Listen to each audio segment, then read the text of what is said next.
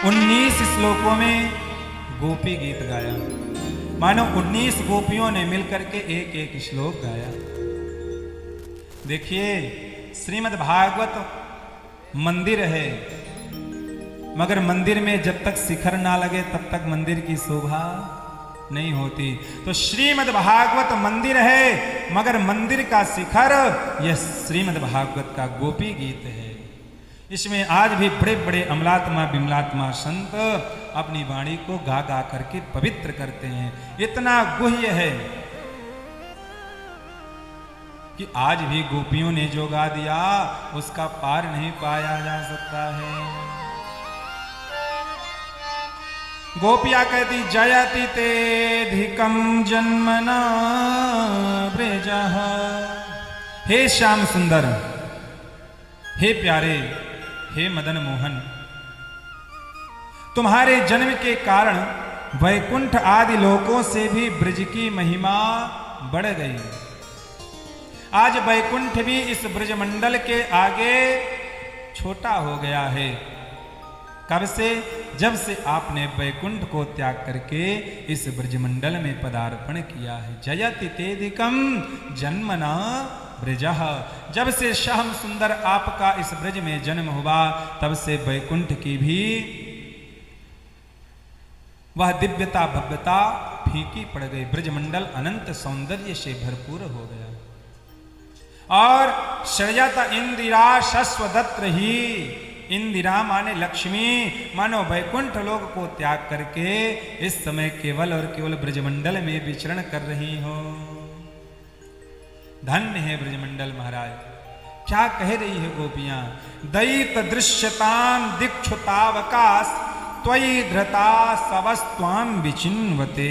परंतु हे प्रियतम, देखो तुम्हारी गोपियां जिन्होंने तुम्हारे चरणों में ही अपने प्राण समर्पित कर रखे हैं, आज वही प्राण प्रिया गोपियां वन वन में भटक रही हैं। हाँ, क्या तुम्हें यह शोभा देता है? क्या तुम्हें तनिक भी दया नहीं आ रही है? दयित दृश्यताम, कम से कम एक बार तो हमारी ओर नजर डालो। क्यों हमसे रूठ गए श्याम सुंदर? दीक्षुतावकाश, थोड़ा हमारी तरफ अपनी नजर डालो। हाँ, और शरद उदास ये साधु जात शत सर सिजोदरा श्री मुखादृशा।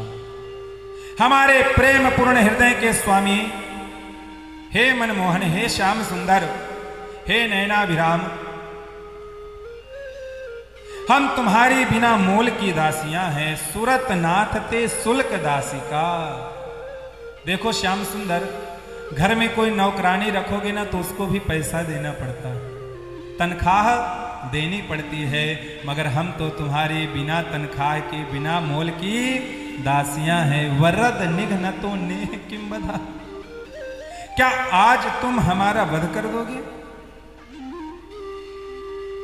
क्या नेत्रों से मारना वध नहीं है? क्या केवल अस्त्र और शस्त्र से ही मारना वध कहता है? किसी को नजरों से गिरा दो तो मरा ही हुआ अपने आप को समझता। हाँ, बोलते हैं ना लोग, अरे तुम हमारे नजरों से गिर गए हो, हमारे नजरों के सामने। तो माना गोपियां कहती हो, क्या महाराज केवल अस्त्र और शस्त्र से ही मारना है? आज तो तुम्हें अपने नेत्रों से ही हमें मार दिया। और सुनो, हमारा कोई दोष नहीं है। शरद उदास ये साधु जात सत सर सिजोदरा श्रीम सादृशा। जैसे शरद कालीन में जलाशय में सुंदर सुंदर सरसिज माने कमल खिले हों, और उन कमलों को देख करके राहगीर उन पर मोह जाए, तो बताओ इसमें राहगीर का दोष है कि कमल का दोष है? मानो भगवान ने कहा वो कमल का दोष है। गोपियों ने कहा बस हे श्याम सुंदर, इस विशाल ब्रजमंडल के सरोवर में श्याम सुंदर तुम एक नील कमल के समान हो, और तुम्हें देख करके हमने अपना सर्वस्व दे दिया। अब हमारी इसमें क्या गलती है, आप हमें बताओ। और यदि अपने विरह में ही हमें मारना था तो विष जलाप्ययाद व्याल राक्षसाद, उस काली नाग से तुमने हमारी रक्षा क्यों की? और वर्ष महारुताद वैद्युता नलाद, जब इंद्र ने मूसलाधार वर्षा की, तब तूने इंद्र के कोप से हमें क्यों मचाया? क्या आज के दिन मारने के लिए? वृषमयात्मजा वृषभासुर से और अगासुर बकासुर ना जाने कितने कितने दैत्य आए। हे श्याम सुंदर, उन सब से तुमने हमारी क्यों रक्षा की? क्या आज के लिए, अपने विरह योग में मारने के लिए? तब चौथी गोपी ने कहा, सुनो, मैं जान गई ये बड़ा निष्ठुर है। हमारे नंद यशोदा तो कितने कोमल हृदय के हैं। हाँ बहन, तो ठीक कहती। तब उसने चौथी गोपी क्या कहती है? न खलु गोपिका नंदनो भवा नखिल देहिना अंतरात्मद्रिक। क्या कह रही है गोपी महाराज? बड़े बड़े संत, बड़े बड़े अमलात्मा विमलात्मा इस बात को नहीं सकते, नहीं कह सकते, और गोपियां कह रही हैं, हे श्याम सुंदर, तुम यशोदा के लाल नहीं हो। अगर यशोदा के लाल होते तो हमें दुख नहीं देते। यशोदा तो सबको यश प्रदान करती, नंद सबको आनंद देते हैं, और तुम हमको कष्ट दे रहे हो। अपने विरह में तुम हमें रुला रहे हो। श्याम सुंदर, तुम तो सबके हृदय में रहने वाले अंतर्यामी हो, अंतर्यामी। वाह! बिखन सार्थितो विश्वगुप्त सख उदयवान सात्वताम कुले। हे सखे, ब्रह्मा जी की प्रार्थना से विश्व की रक्षा करने के लिए ही तुम इस यदुवंश में अवतरण हुए हो। तुम तो यशोदा के और नंद के लाल नहीं हो, तुम अंतर्यामी हो।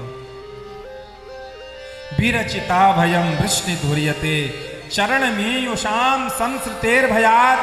अपने प्रेमियों की अभिलाषा पूर्ण करने वालों में अग्रगण्य हे यदुवंश शिरोमणि, जो लोग जन्म मृत्यु रूप संसार के चक्कर में डर करके तुम्हारे चरणों की शरण ग्रहण करते हैं, उन्हें तुम्हारे कर कमल अपनी छत्र छाया में लेकर के और अपने वक्षस्थल से लगा करके उन्हें अभय प्रदान कर देते हैं। तो हम तो तुम्हारे चरणों की दासी, क्या हमें अपने उन सुंदर कर कमलों से उठा करके और अपने हृदय से नहीं लगाओगे? सिरा सीधे ही ना श्री करग्रहम, जिससे तुमने लक्ष्मी जी का हाथ पकड़ा, क्या उन हाथों से तुम हमारा हाथ नहीं थामोगे? हे श्याम सुंदर, आ जाओ, आ जाओ, आ जाओ। फिर भी भगवान नहीं आए। तब जो है एक गोपी कहती है कि प्रणत देहि नाम पाप कर्षणम। हे प्रभु, ये जो तुम्हारे चरण कमल है ना, ये प्रणाम करने वाले के सारे पापों का नाश कर देते हैं।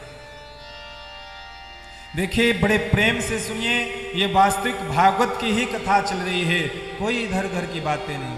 गोपियां जो भाव व्यक्त कर रही हैं श्याम सुंदर के लिए, वही मैं आपको बता रहा हूं। यदि इन भावों को आपने हृदय में धारण कर लिया तो सच मानिएगा, ये श्रीमद् भागवत सप्ताह सुनना आपका सार्थक हो जाएगा।